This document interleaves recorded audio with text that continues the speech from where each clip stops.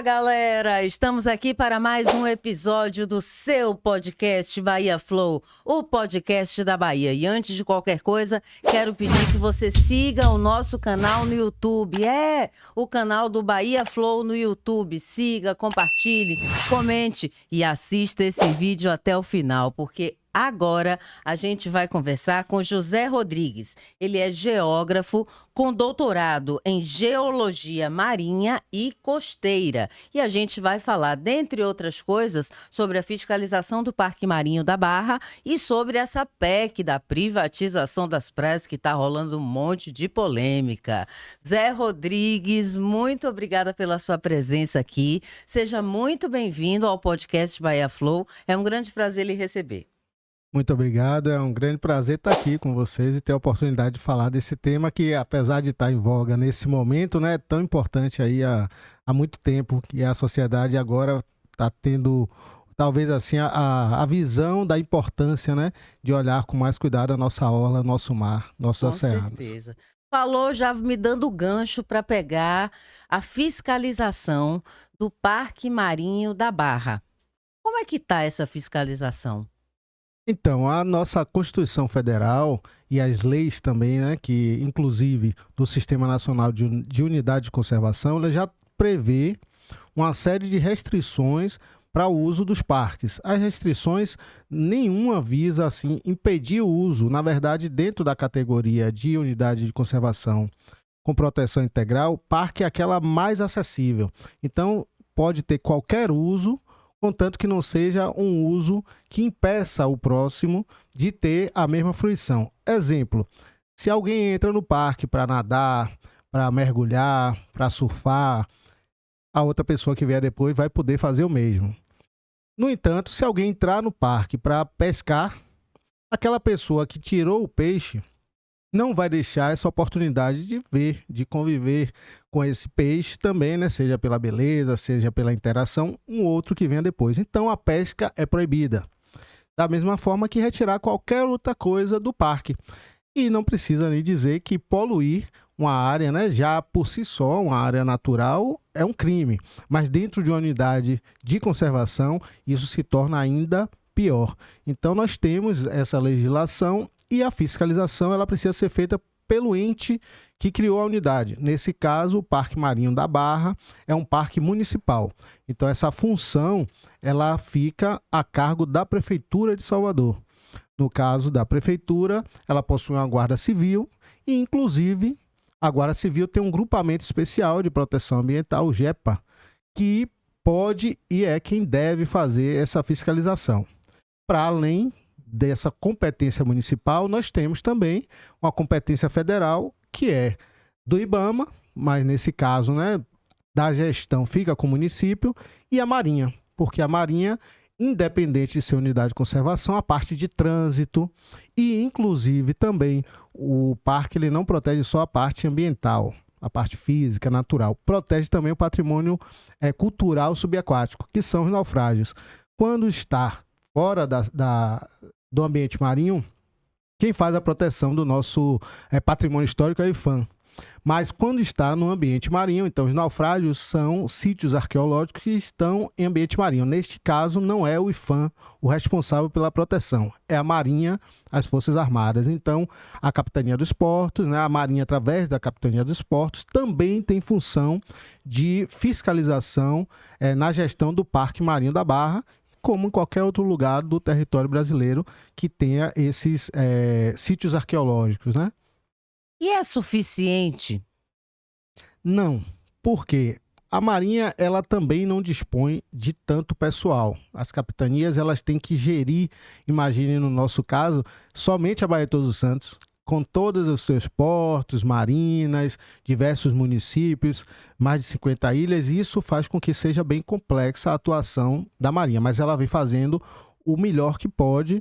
Inclusive, nós temos um problema grave que é a entrada nesta área de embarcações não autorizadas que acabam desconhecendo realmente até o patrimônio que tem submerso e lançam suas âncoras, por exemplo, não só sobre os recifes de corais e etc., destruindo o patrimônio, que é um patrimônio público natural, mas também destruindo, inclusive, o patrimônio cultural subaquático, que são os naufrágios. Nós temos ali 3 naufrágios, o Maraldi, Britânia e Germânia, e quando se joga uma âncora em cima, principalmente, né, com o movimento do barco, ela já vai quebrando esse patrimônio que é de todos. E quando vai tirar a âncora também, quando puxa para cima, ela sai destruindo tudo isso. Então a Marinha já lançou, nem seria necessário, porque a lei já protege, mas ela lançou uma portaria proibindo o fundeio. E aí marcou um ponto do GPS, mais ou menos central no naufrágio, dizendo, ó, a 100 metros destes pontos, nenhuma embarcação pode fundear. Fundear quer dizer ela parar e lançar a sua âncora.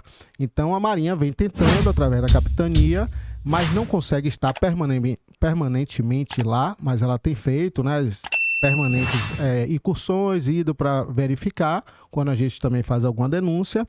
E por outro lado, a prefeitura ela também é sempre acionada. Eu faço parte do Conselho Gestor, existem diversas instituições que estão ali presentes. Eu represento o Instituto Federal Baiano, mas também temos a UFBA, temos Yacht Club, temos diversas instituições e essas instituições são chamadas quando há qualquer tipo de impacto que é visível dentro do parque. Por exemplo, a pesca. Sim. Né? Nós temos, infelizmente, né? Eu sou pescador também, enfim, temos mergulhadores subaquáticos que nem sempre fazem um uso correto dentro da área do parque. E sempre que a gente verifica isso, a gente chama atenção na prefeitura para que isso possa ser coibido. E no momento nós estamos ainda em processo de estruturação, vamos dizer assim, de uma proteção mais integral, que é um sistema de câmeras, porque a área do parque é pequena. Então, se você não tem uma fiscalização, a possibilidade de ter uma fiscalização presencial de um agente, as câmeras ajudam muito. Porque com o sistema de câmeras a gente vai poder ver quem é que adentrou e qual tipo de delito praticou dentro daquela área. Então nós temos esperança que em pouco tempo a gente tenha um sistema de câmeras, que a gente tenha também o GEPA, né, ou outra unidade da Guarda Civil ali mais presente, porque no Porto da Barra isso já ocorre. Até pela dinâmica, né, muitos usos conflitivos ali no Porto da Barra, existe sempre ou quase sempre uma, como a gente pode chamar, uma guarnição, né? Uma equipe da Guarda Civil lá, auxiliando a Polícia Militar, enfim, pela segurança. Nós esperamos ter também uma equipe que possa estar mais próxima ou passando com mais frequência ali na área do parque para coibir os usos indevidos. A água está poluída, professor? Vou chamar de professor Zé Rodrigues. A água está poluída, porque assim, eu moro numa região ali do Rio Vermelho, eu gosto de nadar. Tem dias que eles lançam algum tipo de dejeto, detrito, eu não sei qual palavra deveria usar, mas a água fica toda marrom. Você vê que a água está suja. Quando chove também é muito comum. E isso também acontece na Barra. Determinados momentos, a água também fica muito turva. Isso significa que a água está poluída ou, de fato, esses detritos que são jogados ao mar, lançados ao mar, eles são já detritos tratados, né? Porque depois a maré mesmo se limpa, ela sozinha se limpa, e depois ela fica um pouco menos turva até ela ficar transparente de novo. Isso, infelizmente, é uma realidade. Essa tecnologia, vamos dizer assim, de lançar efluentes, né?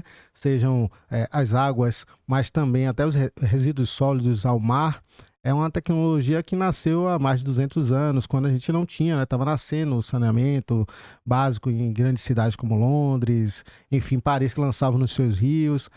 Mas isso até hoje ainda é uma prática.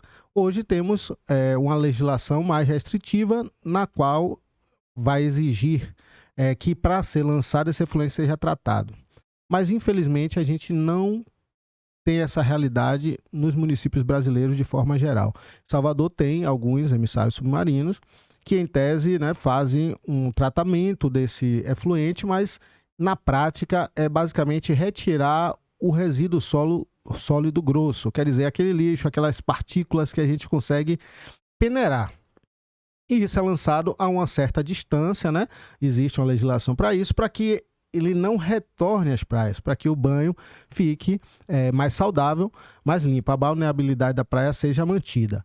Entretanto, determinados momentos, corrente marinha, questões climáticas e oceanográficas podem trazer de volta essas plumas, vamos dizer que a gente chama de suspensão, e isso ocorre em Salvador. Inclusive, dali do Rio Vermelho tem um emissário. Esse emissário, a depender do momento, ele acaba gerando plumas que a gente consegue perceber até dentro da Baía de Todos Santos. Ela consegue entrar, passar pela Barra e até o Yacht Club, quer dizer, poluindo, de fato, e criando um risco para a balneabilidade daquelas áreas. E mais grave ainda são as emissões que são feitas dos nossos antigos rios, porque aí nós temos, na verdade, uma falta de tratamento. Então, algumas estações de tratamento, quando não conseguem dar conta do todo, ou quando são paradas para alguma revisão, acabam liberando tudo nesses rios, antigos rios, né? Mas o Rio Vermelho é um deles. Eles chamam de rio, desculpe, professor, mas aquilo ali nunca mais foi rio na vida. Se foi rio, quem chamou de rio, que leve seu filho recém-nascido para tomar um banho lá, no Lucaia. Virou esgoto, professor, é esgoto puro, tem cheiro de esgoto, cor de esgoto, tudo de sujeira de esgoto, sabe? E a vida, que é o rio, né, não tem mais. Não. Então você está corretíssima, mas essa é uma percepção, eu acho, que da maior parte da população.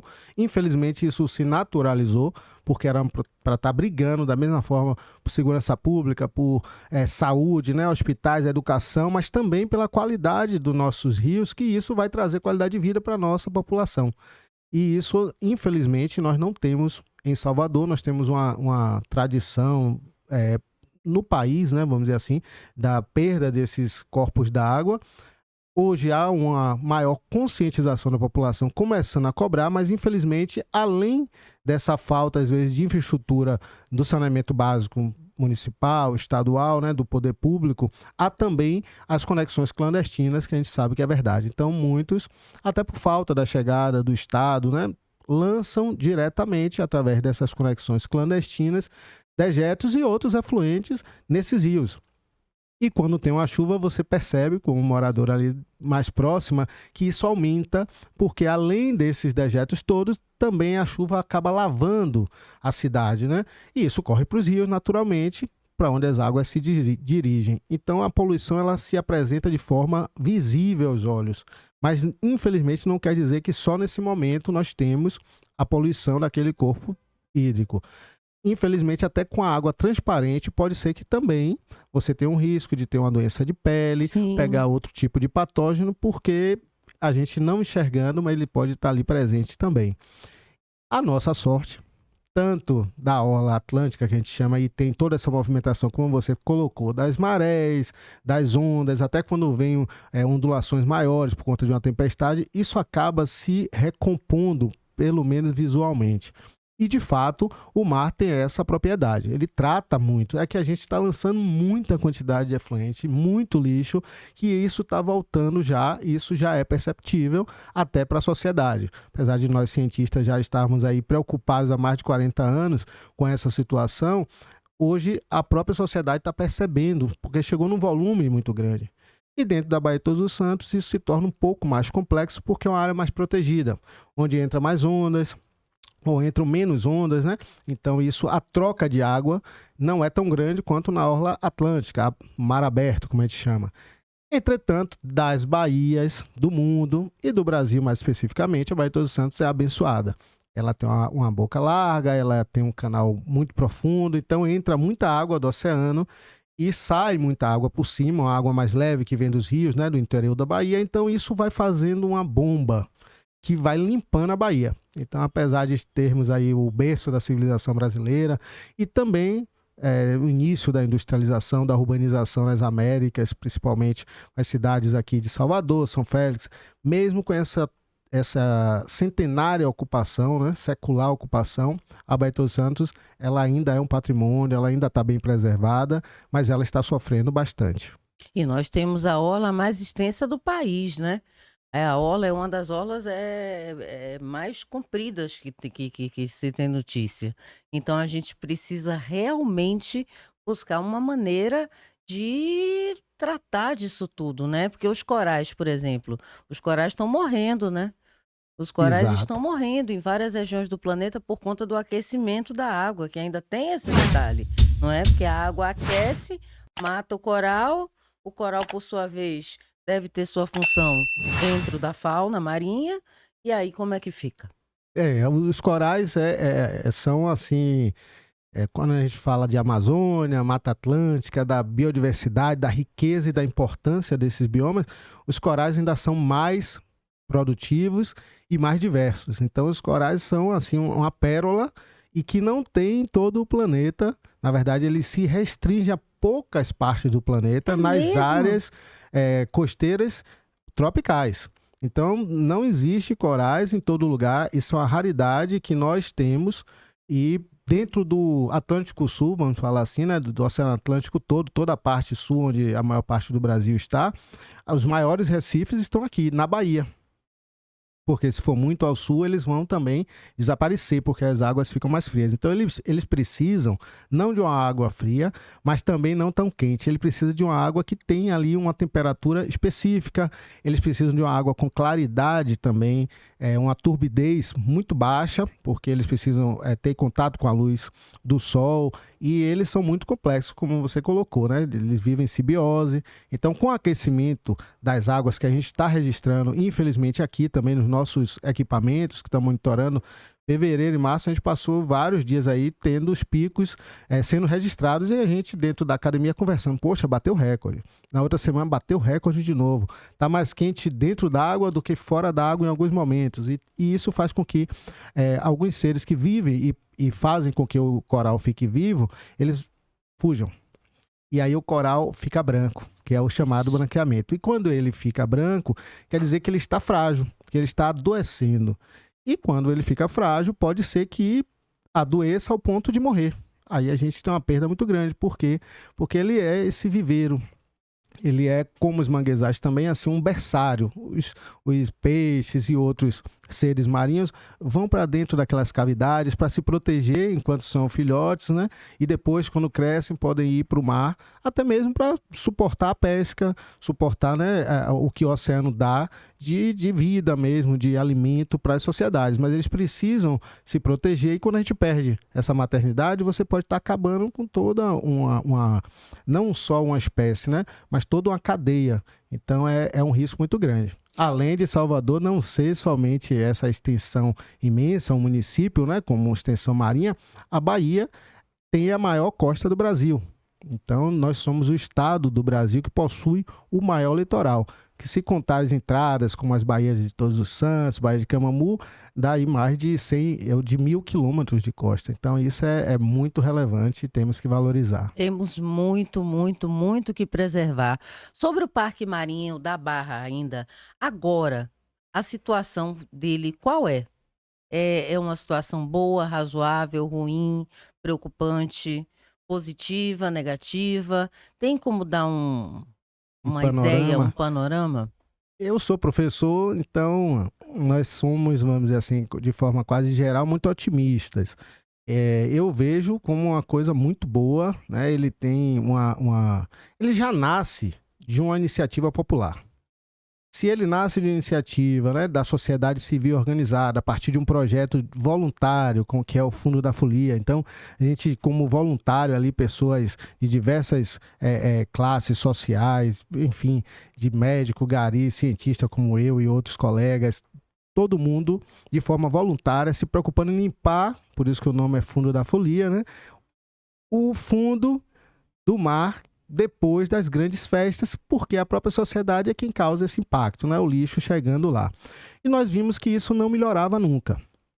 E aí propusemos à prefeitura a criação dessa unidade de conservação. Como a prefeitura não tinha pessoal para fazer os estudos necessários, então eu e outros colegas nos voluntariamos também para fazer os estudos e criamos. Então essa unidade de conservação, ela parte desse clamor popular. Isso já é um ganho. Quer dizer, a sociedade percebeu que precisava agir, agiu e teve o apoio do poder público para criar. Então isso é uma vitória.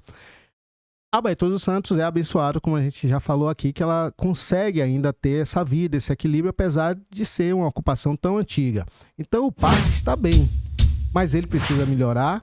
Sim. Então nós temos ainda usos indevidos dentro dessa área e isso precisa ser coibido. Além disso, nós temos também invasões que não são só daqueles que penetram aquela área diretamente. Então, nós temos, por exemplo, espécies de recife que são exóticas. E hoje a gente chama de invasora. Por que exótica? Porque ela não era daqui, foi trazida. E quando ela chegou aqui, ela conseguiu se estabelecer e competir com as nossas espécies. Quer dizer, podendo acabar até mesmo com uma espécie que só tem aqui. Uma espécie endêmica, por exemplo. Então, nós temos no parque, temos a presença de corais invasores e outros organismos também que estão chegando como? Eles não vêm nadando só, eles vêm trazidos por atividades humanas que não são feitas no parque. Por exemplo, o coral-sol chegou aqui através das estruturas de produção para petróleo e gás. Plataformas, navios, e elas vêm incrustadas nessas estruturas e depois chegam aqui e conseguem se proliferar. Então é um problema que não foi gerado localmente, né? Que o município, que nós, a Guarda Civil, a sociedade, querendo proteger o parque, não temos, mesmo não fazendo, não temos como impedir que chegue.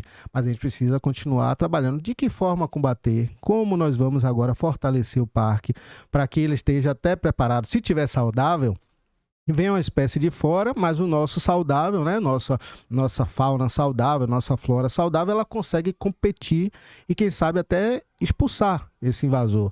Mas a gente precisa diminuir também os impactos que nós causamos, né? Que é, como você colocou, dejetos, resíduos sólidos, o pisoteio, enfim, todas as atividades que nós mesmos causamos. A gente consegue, em conjunto, eu acho, melhorar. Então, acho que o parque está bem, precisa melhorar e precisa ser mais visto. E isso aqui é uma grande oportunidade de mostrar, e quem não conhece, né, que vá aproveitar esse equipamento público. Porque parece que um parque, uma unidade de conservação, é para surfista, naturalista, cientista, mas não é.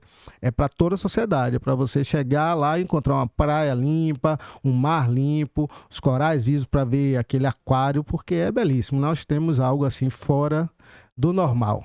Um grande privilégio. E vale ressaltar uma coisa, pessoal: um pedido, uma súplica, não jogar lixo no mar. Se você vai à praia, se você fuma, pegue sua bituca de cigarro, bote num saco plástico. Se você tomou seu refrigerante, sua cerveja, pegue seu copo, jogue fora. Não jogue tudo no mar, porque as pessoas pensam que o que é público, na verdade, não pertence a elas. E não é isso. O que é público é de todos nós. Aí joga pra lá, joga pra cá e toma e joga lixo.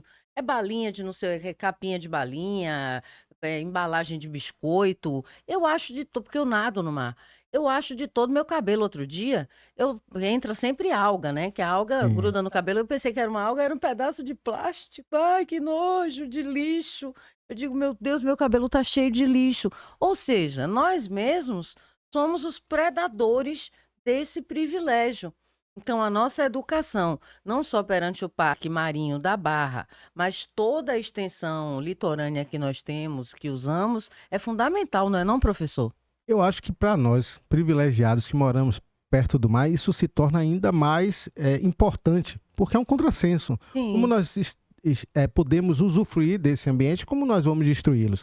Apesar de que o impacto não é só nosso, né? Obviamente, quem mora distante tem que ter consciência de que aquela capa de bala, aquele cotonete que foi lançado a quilômetros de distância do mar, com a chuva ela também vai devagar ou para o esgotamento, ou para parar em um rio pequeno, num riacho, e isso vai chegar ao mar. Então esse lixo que a gente encontra no mar não necessariamente foi gerado aqui, próximo a ele. Ele vem de muito longe.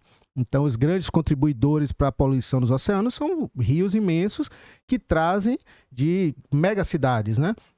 Manaus polui o oceano, Xangai e cidades assim do centro da África que vão desembocar no Rio Congo. Então, todos têm que fazer o seu papel. Agora, para nós que usufruímos diretamente, é até estranho, né? A pessoa chegar numa praia e largar um lixo lá, sabendo que ela vai retornar e se ela olhar ao redor, ela não vai querer se ver muito lixo. E não adianta pensar que o público é de ninguém, porque é o contrário, né? Mesmo que uma empresa venha limpar, ela está ganhando o nosso dinheiro, porque nós estamos pagando os impostos para aquela Sim. limpeza pública. Então, se a gente não suja, a gente, em tese, vai até gastar menos, né? Além de ter um ambiente mais saudável. Então, realmente, não é para chegar nesses ambientes nem com muito, vamos dizer assim, materiais de uso único, né? Descartáveis. Evitando, assim, que a gente perca. Porque, às vezes, nem sempre é jogado propositalmente, né? Aquele material perdido também vai sujar e vai impactar. Se você pode evitar, né, essa perda, evitando copinho plástico, evitando, né, muitas garrafas que possam sair do controle, garrafa plástica que o vento leva, isso também é importante para ajudar esse equilíbrio. Com certeza. Agora vamos passar para a famigerada PEC da privatização das praias, que ainda não foi aprovada e eu espero, desejo, creio em Deus, em todos os santos, arcanjos e orixás, que não será. Agora, o que é que o senhor acha, professor, dessa ideia de privatização das praias? Se puder explicar melhor para a gente o que é, para quem não sabe, ou para quem possa não estar tão bem inteirado do que se trata, e o impacto disso na nossa vida, na nossa realidade, na nossa fauna e flora marinhas. A gente tem esse mesmo problema que falamos, né, do desconhecimento, até mesmo sobre os nossos direitos e deveres. Na Constituição Federal, ela já protege no seu artigo 225, que é um bem público de todos, né, as praias, o nosso litoral. Assim como também a nossa fauna, a nossa flora, estão todos protegidos. Em tese, é de todos nós, patrimônio nacional, mas também nós somos obrigados a protegê-lo. Aí vem o ponto da nossa responsabilidade que a gente falou sobre o descarte, enfim, qualquer uso indevido. A PEC, apesar, né, desse nome, eu acho que ela foi importante no sentido de chamar a atenção agora para a sociedade sobre esta questão. Lembrando que essa PEC, ela foi, entre aspas, né, aprovada na Câmara em 2022 e ninguém estava ouvindo falar. Eu li uma matéria agora, alguma mensagem falando assim da importância que foi, né, apesar de não conhecerem talvez tão bem a legislação, o debate aí entre grandes influenciadores, enfim, entre artistas, Sim. pessoas famosas que... Mais Ney, menos Ney, mais Mar. Pronto. E acho que a Luana Piovani, não é Luana isso? Piovani e Neymar, brigando. Eles falarem sobre isso, mesmo que não conheçam profundamente, chamou a atenção da sociedade. E o mais importante de tudo é isso, é a sociedade saber que isso está sendo debatido e como isso funciona. A PEC, ela não pretende privatizar as praias. O termo é esse porque os desdobramentos desta PEC podem fazer com que o acesso à praia fique mais difícil, porque ela trata, na verdade, dos terrenos de marinha, que não são a praia. Os terrenos de marinha são áreas além dessa face, que a gente chama de praia, né? Que é recoberta pelo mar, né? Quando a maré está cheia e fica mais descoberta com a maré vazia. Então, aquela faixa de praia ela já está lá protegida. Não se toca nela. A questão é, o que está atrás em direção ao continente, a partir de uma linha média, que é lá de 1800, a gente chama assim, a linha média, mais ou menos o mar, ele sobe um pouco mais nas marés cheias, numa tempestade, ele desce um pouco, aí traça assim uma linha média para a segurança jurídica e diz que a partir desta linha, 33 metros em direção ao continente, é área também protegida federal. E esses são os terrenos de marinha, que não são da marinha, porque a gente falou aqui de marinha, mas ser da marinha é para proteger o país de um outro ataque, né? de um membro externo, de um outro país, enfim, de uma outra força, e para legislar ali com a Capitania do Esporte sobre o transporte. Esse terreno de marinha não tem nada a ver com Marinha do Brasil, Força Armada, tem a ver com área de influência marinha. Inclusive, esta influência marinha que adentra os rios. Então, essas áreas de marinha também estão nos rios, né? Até onde se faz sentir essa influência marinha. Então, ao lado as margens desses rios também são protegidas da mesma forma. O que ocorre é que nessa área, principalmente no momento atual, nós temos uma proteção porque esse patrimônio não pode ser transferido para ninguém. É do povo brasileiro e quem toma conta é a Superintendência de Patrimônio da União, a SPU. Todos que querem fazer uso dessa área, então um porto precisa fazer uso, uma marina precisa fazer uso, né? Uma colônia de pescador precisa fazer uso. Quem mora nessas áreas, né, está fazendo uso. Então, tudo isso precisa ser autorizado e analisado pela SPU. O fato é que, por ser tão extensa a nossa costa, a SPU ela não consegue dar conta de gerenciar bem toda essa área. Então, ao longo do tempo, e inclusive eu quero citar que há mais de 20 anos nós temos um programa chamado um programa do Estado, né, federal, chamado Projeto Orla, mas é um programa que visa fazer com que os municípios participem e ajudem nesse processo. Porque, afinal de contas, né, cada município olhando sua orla, no final nós teríamos uma orla, vamos dizer assim, melhor, gerida no país como um todo. Mas não é a maioria dos municípios que já fez o seu projeto Orla. Então, Salvador acabou de fazer, tem 1 ano, 2, que a gente conseguiu um projeto, um recurso. Salvador está em processo para implantação. Aqui na Bahia, Ilhéus fez de uma parte, mas assim, onde os conflitos são maiores, a parte urbana, mas não fez, ele tem um litoral imenso, o município de Ilhéus.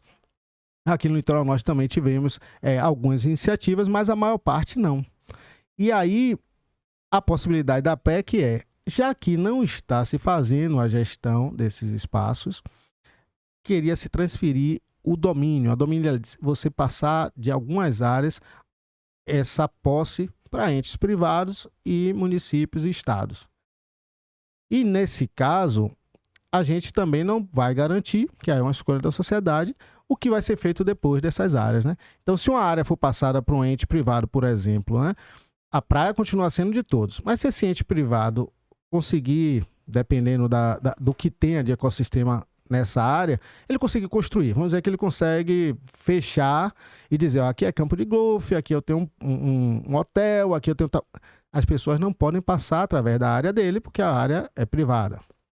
Elas terão que dar a volta, mas isso não vai ficar muito fácil, a depender da situação. Como é que vai fazer isso, pelo amor de Então aí Deus? você fica sem acesso à praia. Então é este o risco, e por isso que muitos colocaram como privatização da praia, porque em alguns casos isso pode acontecer, como já acontece, né? Na verdade, a gente tem aí ações civis públicas diversas para dar acesso à praia, porque em áreas fora do terreno de marinha, mas áreas extensas, mais para dentro do continente, elas também acabam dividindo, seccionando, não deixando que as pessoas consigam acessar diretamente a praia. E isso vai contra a lei, e hoje, sendo patrimônio da União, é mais fácil ainda, caso se ocupem essas áreas, a gente poder fazer, abrir um processo, né, e fazer a recomposição dessa área, né? Inclusive com a retirada de infraestrutura, se for o caso. Porque se não tiver autorizado pela SPU, pode-se ter uma determinação judicial, deve-se ter, até para retirada dessa ocupação. Eu tô com uma lista aqui dos parlamentares baianos que votaram a favor dessa PEC 03/2022. Desculpe a minha cara, de alta periculosidade, porque eu acho isso um absurdo. Eu acho isso, assim, de uma disfarçatez, Oi, professor, o senhor me desculpe minha indignação. Eu sou uma mulher do mar. E eu acho isso um absurdo. A praia é de todos. O sol nasce para todos. A natureza foi criada para todos. E não é só o mar. É a montanha, é a serra, é o rio, é tudo. E a gente precisa preservar, claro.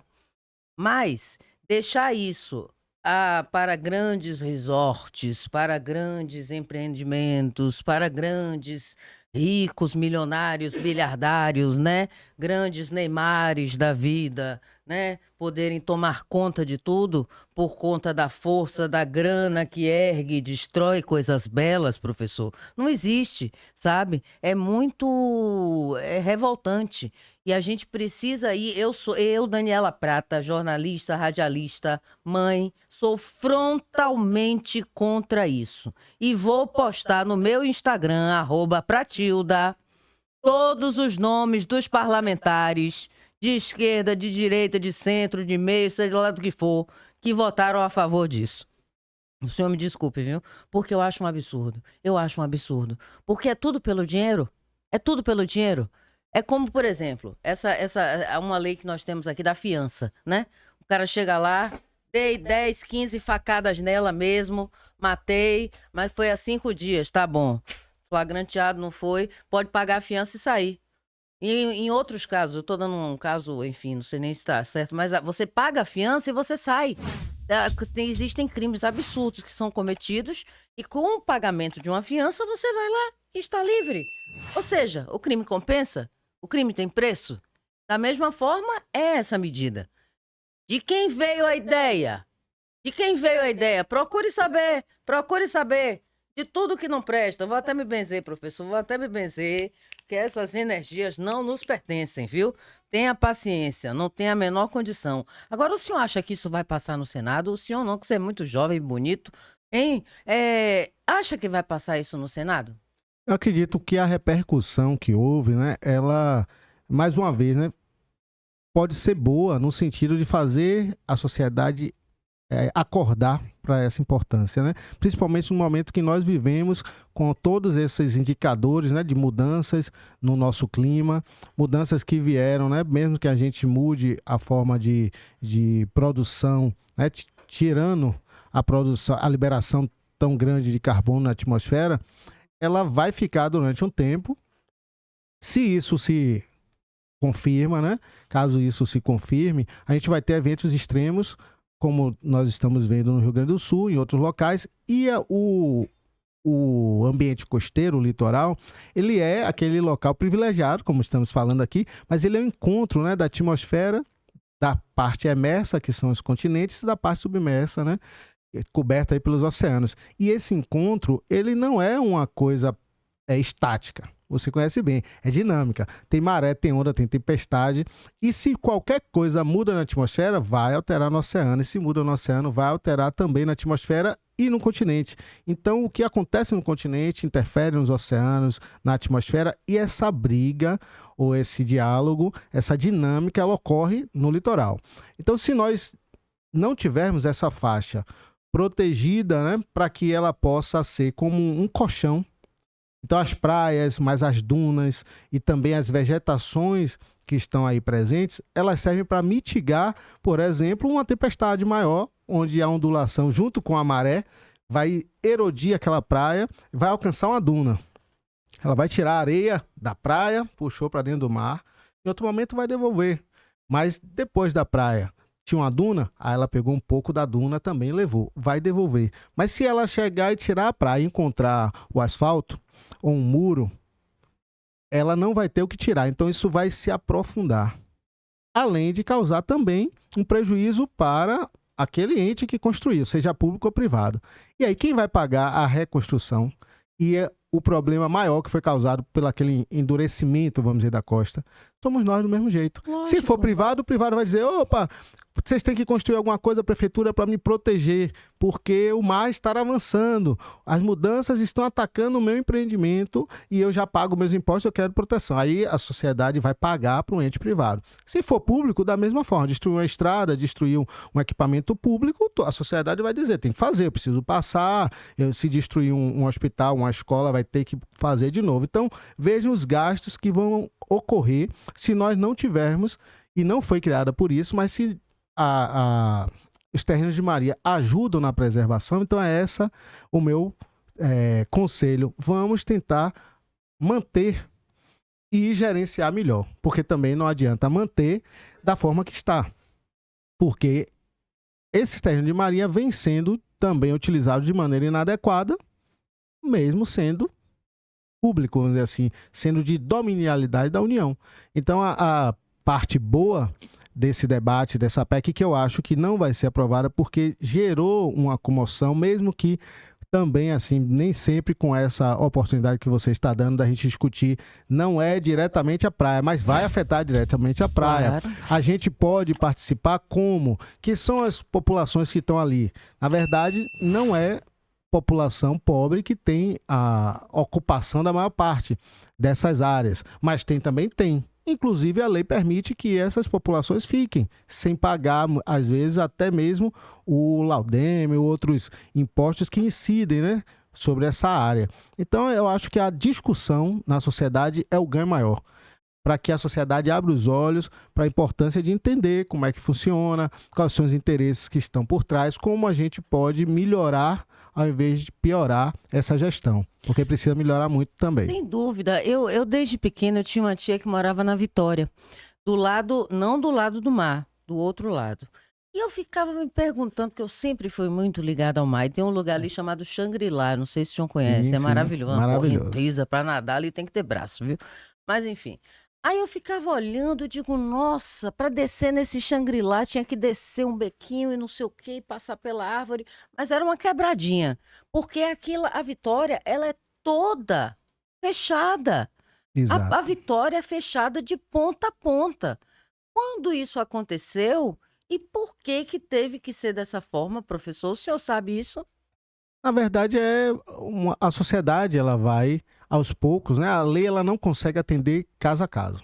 Então, ela precisa ser uma lei genérica e precisa ser tratada caso a caso com ou um desdobramento, né? Decretos, outras leis, né, já estaduais, municipais e com a participação popular. Se a ocupação histórica, né, permitiu, a gente está vendo que trouxe um problema, nesse caso de acesso, né? Apesar de que ali eu acho que foi muito facilitada a ocupação de forma direta, né? Sem acesso ao mar, porque a própria falha de Salvador já criava uma certa barreira, né? Então, com certeza, antigamente, antes dos prédios, né, as pessoas tinham outros acessos, porque a barra, tanto a parte ali do porto quanto o farol, a gente não tinha muita ocupação. Então, o acesso à praia sempre foi muito fácil e ninguém ia descer a falha.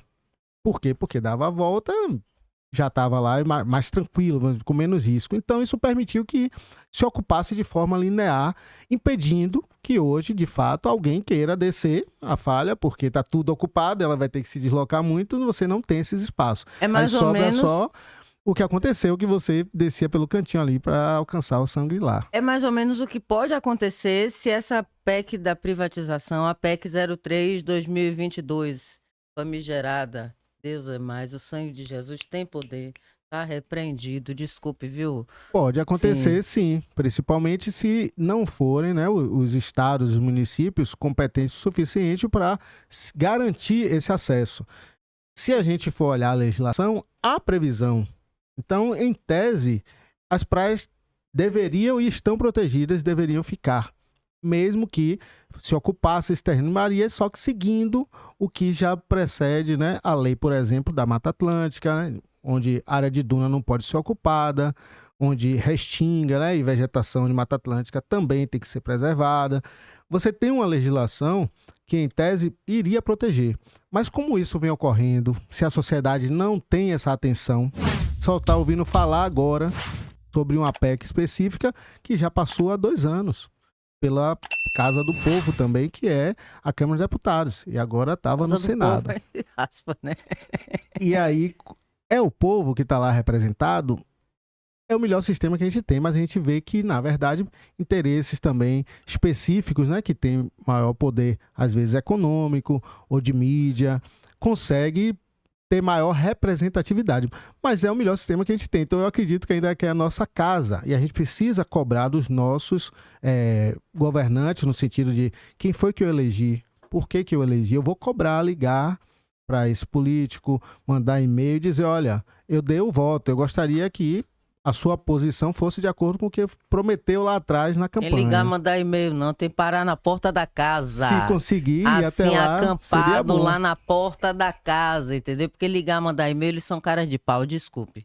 Mas eles são caras de pau. O problema é que não dá Cara nem para de- chegar perto da casa às vezes, né? Cara de sucupira, cara de jacarandá, tá entendendo? Então tem que chegar de alguma outra forma, porque e-mail eles não vão ler e pode ligar quantas vezes for pra eles, tanto faz. Eu não Eles sou se tão importam fã. com o dinheiro, só isso. Eu não sou tão fã assim das redes sociais no sentido de eu não participo tanto, né? Não interajo só profissionalmente. Mas é uma ferramenta que eu acredito que exerce pressão hoje, pro bem e pro mal. Então, assim, a gente às vezes não consegue se deslocar e chegar na casa de um político, porque às vezes ele está até numa área privativa, né? Dentro de um condomínio, etc. Que seria ótimo, e como nós fazíamos quando eu era ainda mais jovem. Mas a rede social permite hoje que, como teve nesse caso, uma repercussão tão grande chegue na casa dele melhor às vezes do que a gente batendo lá na porta. Porque com certeza milhares de eu não sei como se chama, né? De postagens, eu acho que é o termo certo. Milhares de postagens chegando contra aquilo e cobrando a ele, ele vai olhar. Eu acho que neste caso, pro bem, a Será? pressão Em acho que funciona. relação a malas e Eu acho malas que de sim. dinheiro, você acha que dá para competir? Não sei não, Não viu? Eu sei. sou Competir eu não desiludida. Eu sei. sou desiludida com essa parte. Eu honestamente, eu sei que existem pessoas que são boas, que estão na política, etc e tal, mas acontece alguma coisa quando eles entram lá. Eles mudam. Entram pessoas boas e de repente aparecem com ideias esdrúxulas, absurdas, completamente contrárias. Daqui a pouco está no partido A, que é da cor completamente oposta ao partido B. Daqui a pouco ele vai para o partido B, porque vai ser mais conveniente para ele, porque vai ser mais conveniente para né? A horda que o cerca, enfim, eu não compreendo que o poder, né? O poder, ele tem um poder realmente de transformar a cabeça do cara. Porque você vota na pessoa, a pessoa se transforma à medida que ela entra naquele ambiente político. Então eu já não tenho essas ilusões. E quando eu vejo uma PEC como essa ser discutida e o pessoal querendo, né, passar pano, dizer não, vai dar para ir à praia, isso e aquilo. Não é assim, não é assim. A gente sabe que eles estão querendo vender. Eles estão querendo vender. E aqui ainda mais, aqui ainda mais, aqui ainda mais. Eles pensam que o dinheiro é tudo, professor. Eles Eu não. acho que isso é um fato e é um reflexo, infelizmente, da nossa sociedade. Eu enxergo isso Infelizmente. em todos os âmbitos. Então, assim, a nossa sociedade, ela se comporta dessa forma. E o político, eu acho que ele é reflexo disso. Talvez isso ganhe um destaque. Isso apareça de forma mais evidente. Mas eu percebo que falta na nossa sociedade essa participação e esse posicionamento individual. Porque, ou seja, na verdade, esse posicionamento nosso individual, ele é muito individualista. Não só do político. Essa é a realidade que a gente se vê no dia a dia, na ocupação da orla. No dia a dia você vê essa tentativa de privatização, essa tentativa de levar vantagem. E quando a gente presta um pouquinho mais de atenção, a gente percebe que até mesmo os nossos ditados, né? Farinha pouca, meu pirão primeiro, né? Enfim, lei de Ridículo, Gesso, né? são ridículos, mas eu só percebi que isso era a regra e não a exceção saindo do país. Aí quando você sai e visita 1, 2, 10, 20 países e você olha e fala, poxa, tem corrupção Que lá? Tem também. diferença. E por que tá melhor? E aqui tem o quê? Tem isso, igual o Brasil, mas por que tá melhor? A gente aí percebe que, neste aspecto, nós talvez sejamos um dos povos mais individualistas, egoístas mesmo do mundo, né? O pensamento Ignorantes, eu diria, coletivo, né? eu não sei, porque tem outros também sem acesso, né? Mas que tem vamos dizer assim, a educação formal, etc., mas que tem um senso de coletividade maior. Esse senso de coletividade é que eu acho que nos falta mais. É porque a ignorância que eu me refiro não é ignorância, porque o cara pode ser um acadêmico, ele pode ser doutor, pós-doutor, enfim, mestre de qualquer coisa, mas ele pode ser ignorante e de Sim, outra nesse forma, aspecto entendeu? eu Ele pode ser concordo. letrado, mas é a ignorância da humanidade, é a ignorância do bom senso, é a ignorância da desonra mesmo, né, de determinadas coisas. Então, eu espero realmente que, se essa PEC for aprovada, o mar suba todo, igual um tsunami. Tome tudo que eles tomaram. Desculpe, gente, desculpe minha indignação. Mas quando fala do mar, oi. Desculpe, professor, viu? Também era para estar aqui sorridente, conversando com o entrevistado, mas eu estou já com a minha veia da testa subindo. Só não tá porque eu botei botox. Olhe, sinceramente, viu? Mas, professor, o senhor é uma pessoa muito inteligente. Espero rever você novamente aqui em outras oportunidades. Tem mais alguma colocação? Tem mais alguma orientação, alguma dica ou alguma fala que possa deixar para os nossos telespectadores, quer dizer, YouTubers? YouTubers. Eu agradeço novamente, imensamente, fico à disposição para voltar para falar aqui, não só, né, dos ambientes costeiros, das nossas praias. Eu trabalho especificamente com praia e gostaria de lembrar ou avisar que estamos também no processo de criação da segunda unidade de conservação marinha em Salvador, que é o segundo parque marinho aqui para a cidade, né? Esse é mais um esforço, que é o Parque Marinho da Cidade Baixa, ali para ficar numa área entre, né, ali mais ou menos Roma e a Boa Viagem. Então nós já temos ali os estudos sendo terminados agora. Em breve, eu acho que ainda nesse ano, quem sabe o prefeito Bruno Reis já possa mandar para a Câmara de Vereadores, né, o projeto de lei para a criação dessa outra unidade de conservação. E o que eu quero com isso é que a sociedade dê mais atenção a esse ambiente que a gente usufrui, mas a gente tem que lembrar que é também obrigação nossa protegê-lo. Então, não só não jogando o lixo, mas também fazendo as campanhas de limpeza, chamando a atenção dos outros e prestando atenção nos seus diversos usos para que eles possam ser cada vez mais assim, coletivos, né? Que sejam universalizados para todos. Uma praia, um litoral equilibrado ambientalmente, mas também socialmente acessível para todos. É isso que eu desejo. Oceania para todo mundo, que seria o que eu chamo assim de cidadania dos oceanos. E não só o continente. Super Gêmeos, ativar a forma de Oceania! Professor, muito obrigada, muita gratidão, viu? Acho massa o trabalho que o senhor tem, porque trabalha com uma coisa que é, para mim, o mais valioso. É o mais valioso de todas as coisas que existem na Terra. Eu acho o mar a coisa melhor, mais bonita, com respeito a todo o céu, ao mar, as estrelas, a lua, as flores, as árvores, mas o mar não existe igual ao mar. O mar é como um abraço, é como um útero de mãe mesmo, né? Então... E quem eu achava assim, eu não sei, e gostaria de registrar e descobrir depois, né, de trabalhar mais tempo e mais próximo da Osíde, era a nossa Santa Dulce dos Pobres. Ela também pensava assim? Ela ia sozinha, né? Quando queria refletir, descansar, ia para trás, ali onde é o nosso Parque Marinho hoje, né? Então, onde tem ali o antigo asilo do Pedro II, aquela ia para ficar de frente para o mar. E isso porque ela dizia que o mar abraçava. As palavras que você utilizou, ela dizia que o mar conseguia abraçar a todos, né? Então, ela tinha essa mesma sensação. Eu acho que nós que vivemos próximo do mar, sentimos isso também. E Deus mora lá. Com certeza. Deus mora lá, é vivo, é lá. Eu não vou para a igreja, eu vou para o mar, sempre. E você cuide do mar, pelo amor de Deus, não jogue lixo no mar, fique esperto com o que os políticos estão fazendo e veja e reveja essa entrevista muito rica com o professor José Rodrigues, geógrafo, com doutorado em Geologia Marinha e Costeira. Certamente a gente vai ter mais papo com ele depois aqui no podcast Bahia Flow. Professor, gratidão, viu? Muito obrigada também. E até a próxima. Galera, obrigada, um beijo. Não esqueça de seguir o nosso canal no YouTube, hein? O canal do Bahia Flow no YouTube. Um beijo a todos vocês. Até mais.